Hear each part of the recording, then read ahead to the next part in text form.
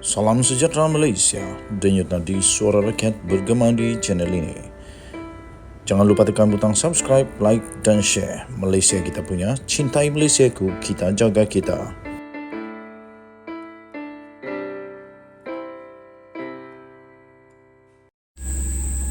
Salam sejahtera Malaysia, denyut nadi suara rakyat bergema di channel ini. Saya ingin ucapkan bilion terima kasih kepada semua yang sudah tekan butang subscribe, like dan share. Yang belum lagi tekan butang subscribe, like, share, saya mohon untuk tekanlah butang subscribe, like dan share. Ini ada berita terbaru yang pasti mengejutkan.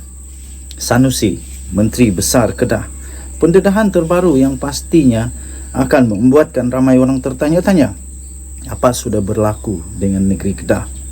Terbaru ini, tuan-tuan dan puan-puan, Nik Nazmi telah menunjukkan bukti kukuh data terbaru bahawa tanah rizab Melayu di Kedah telah menurun. Apa jadi ni? Apa jadi? Menteri Sumber Asli Alam Sekitar dan Perubahan Iklim NRECC, iaitu Nik Nazmi Nik Ahmad, telah menunjukkan bukti data yang amat kritikal dan penting, iaitu tanah rizab bagi orang Melayu di negeri Kedah rupa-rupanya telah menunjukkan penurunan di antara tahun 2021 sehingga tahun 2022. Pada ketika itu, siapa yang memerintah di Kedah? Siapa Menteri Besar di Kedah? Perlu menjawab data ini. Kerana data ini telah dikeluarkan bukan oleh orang sembarangan, tetapi data ini telah dikeluarkan dengan bukti data daripada Menteri Sumber Asli dan Alam Sekitar dan Perubahan Iklim, iaitu Nik Nazmi. Tangkap layar data itu telah dikongsikan oleh beliau menerusi satu ucapan di Twitter pada Ahad yang lalu. Rasanya pemimpin bos-bos di negeri Kedah kena jawab perkara ini, kerana pastinya rakyat negeri Kedah mahu tahu, ingin tahu apa sebenarnya yang terjadi, apa puncanya rizab bagi Melayu di Kedah dengan data bukti telah menurun sepanjang 2001 hingga 2022. Beliau berkata jumlah keluasan asal bagi rizab tanah rizab Melayu di Semenanjung yang dinyatakan dalam jawapan beliau di Dewan Rakyat baru-baru ini adalah berdasarkan kepada data daripada Pejabat Tanah dan Galian PTG bagi setiap negeri. Rupa-rupanya data ini bukan datang daripada kerajaan pusat, tetapi data ini datang daripada Pejabat Tanah dan Galian setiap negeri. Kerana itu, Sanusi harus mempersoalkan, kalau dia mau soal, dia kena soal kepada Pejabat Tanah dan Galian setiap negeri. Ini bukan dikeluarkan oleh Anwar Ibrahim, bukan, tetapi ini dikeluarkan oleh Pejabat Tanah dan Galian setiap negeri. Kata menteri itu, kalau dengar jawapan penuh saya di Dewan Rakyat, saya merujuk semua data-data yang telah diberikan oleh PTG setiap negeri, katanya. Malah kata menteri itu, secara keseluruhan keluasan tanah rizab Melayu telah memang meningkat dari tahun 1947 sehingga 2022. Namun penurunan Kedah merujuk kepada data di antara 2021 sehingga 2022.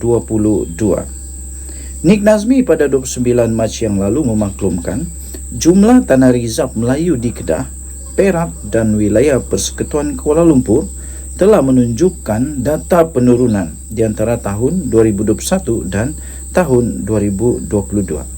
Beliau menjelaskan tanah rizab Melayu di Kedah telah berkurangan daripada 721,888.93 hektar kepada hanya sekarang ini, menurut data itu 716,537.28 hektar.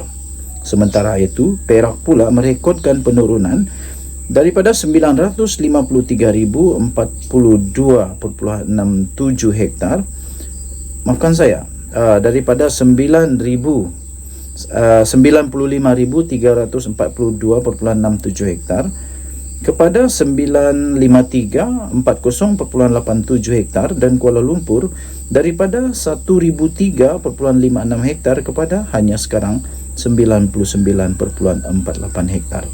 Beliau berkata demikian ketika menjawab pertanyaan daripada Datuk Seri Ismail Abdul Muttalib daripada Perikatan Nasional Marang yang memintanya untuk menyatakan berapa jumlah keluasan asal Tanah Rizab Melayu mengikut negeri di Semenanjung dan rancangan kerajaan untuk mengatasi isu keluasan yang semakin berkurangan itu.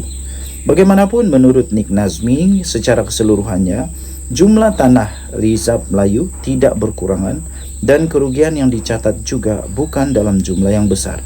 Jelasnya, keluasan kawasan pewartaan Tanah Rizab Melayu sehingga 31 Disember tahun 2022 adalah berjumlah 4,996,406.42 hektar. Denyut nadi, suara rakyat bergema di channel ini. Salam sejahtera Malaysia, denyut nadi suara rakyat bergema di channel ini. Terima kasih. Oi, sejadi Teletubbies. Macam Teletubbies betul-betul lah. Terima kasih bagi anda yang semua yang sudah tekan butang subscribe, like dan share. Saya ucapkan bilion terima kasih. Dan bagi anda yang belum tekan butang subscribe, saya mohon untuk tekanlah butang subscribe, like dan share. Saya ingin ucapkan selamat berbuka puasa kepada semua yang beragama Islam yang baru saja berbuka puasa. Dan joinlah member dalam channel ini sekiranya anda ingin membantu channel ini untuk menjadi lebih besar, boleh sampai ke telinga Datuk Seri Anwar Ibrahim. Okey, baiklah tuan-tuan dan puan-puan, ada satu pengumuman keputusan daripada Polis Diraja Malaysia yang pasti mengejutkan seluruh Malaysia. Ini tidak boleh berlaku lagi. Pada saya, apa yang dilakukan oleh Polis Diraja Malaysia ini amat bagus. Dan perbuatan seperti ini yang keji lagi hina, jijik ini perlu dihentikan serta merta. Tak boleh diteruskan. Polis mengesahkan telah menahan seorang lelaki kerana telah menghugut dan juga kerana telah khianat pemandu lain di lampu isyarat. Polis menahan seorang lelaki tempatan bagi membantu siasatan berhubung kes ugutan dan kes perbuatan khianat terhadap seorang pemandu lain di persimpangan lampu isyarat di Pasir Gudang pada Johor semalam. Ketua Polis Daerah Seri Alam Superintendent Muhammad Suhaimi Ishak berkata, Polis Daerah Seri Alam telah menangkap lelaki itu di kawasan Pasir Putih pada pukul 6.20 petang. Beliau berkata kejadian itu dipercayai berpunca apabila lelaki yang berusia 35 tahun itu dikatakan tidak berpuas hati dengan tindakan mangsa yang telah memotong kenderaannya kira-kira pukul 2.15 petang. Tambah beliau, dia kemudian bertindak menghimpit dan melanggar belakang kereta mangsa sebelum mereka kemudiannya berhenti di tepi jalan dan dia mengeluarkan sebatang besi lalu mengugut untuk memukul mangsa. Selain itu, kata Polis Diraja Malaysia, kita turut merampas sebuah kereta jenis Pro 2 MyV dan sebatang besi berukuran 60 cm. Bagaimanapun hasil semakan mendapati lelaki terbabit tidak mempunyai sebarang rekod lampau, katanya menerusi kenyataan pada hari ini. Muhammad Suhaimi berkata lelaki itu kini ditahan reman selama 4 hari bermula hari ini di bawah Seksyen 117 Kanun Prosedur Jenayah. Kes itu disiasat mengikut Seksyen 506 Kanun Kesiksaan. Sementara itu dalam kenyataan yang berasingan pula, Muhammad Suhaimi berkata pihaknya telah menahan seorang lelaki tempatan kerana telah memiliki pelbagai jenis mercun dan bunga api tanpa lesen dalam serbuan di sebuah rumah di Taman Desa Jaya di sini petang semalam. Beliau berkata lelaki yang berusia 28 tahun itu ditahan kira-kira pukul 5.10 petang dan pihaknya turut merampas Kesemua barangan tersebut yang dianggarkan bernilai kira-kira Rp8.000 yang dipercayai untuk dijual sempena sambutan Hari Raya dan Aidilfitri yang akan datang.